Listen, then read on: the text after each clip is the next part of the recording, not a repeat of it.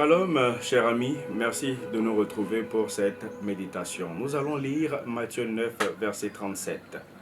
Alors il dit à ses disciples, la moisson est grande, mais il y a peu d'ouvriers. Matthieu 9, verset 37.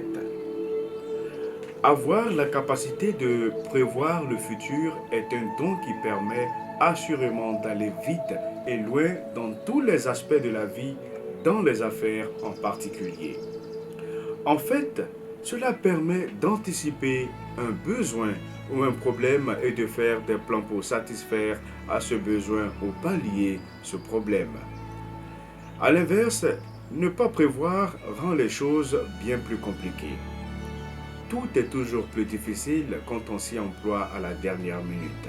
Cela prend plus de temps et de moyens pour mettre en place une stratégie lorsque c'est dans l'urgence. Le simple fait que les partenaires dans l'action ou les bénéficiaires de celle-ci ne soient pas prêts psychologiquement rend la manœuvre moins évidente. Le résultat est alors moins satisfaisant que si on avait su prévoir la chose.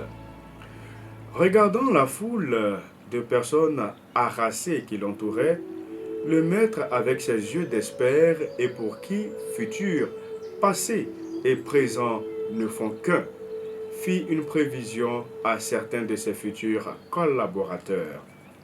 Ceux-ci achevaient leur phase de recrutement juste avant le début de leur formation pratique.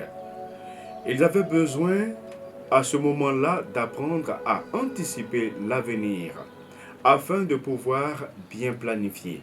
Le maître leur dit alors, la moisson est grande.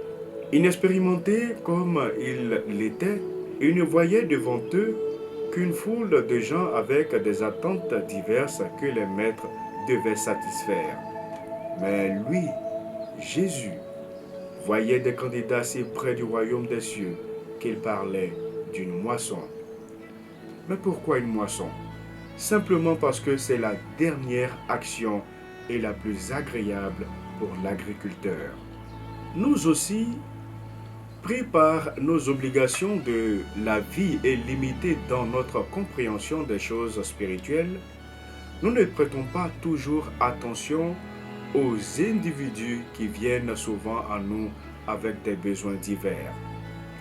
Dans nos bureaux, nos ateliers, notre voisinage, nous ne voyons que des personnes avec qui ou pour qui travailler, avec qui parler un instant.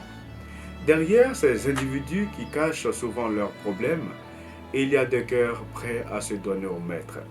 Si nous savions faire un plan simple pour leur présenter Jésus de façon pratique, beaucoup auraient sûrement appris à lui emmener leurs soucis et ensuite à lui donner leur vie. Notre amour pour le Maître doit nous emmener aujourd'hui à anticiper tout comme lui notre récolte afin de pouvoir planifier tous les moyens nécessaires à celle-ci.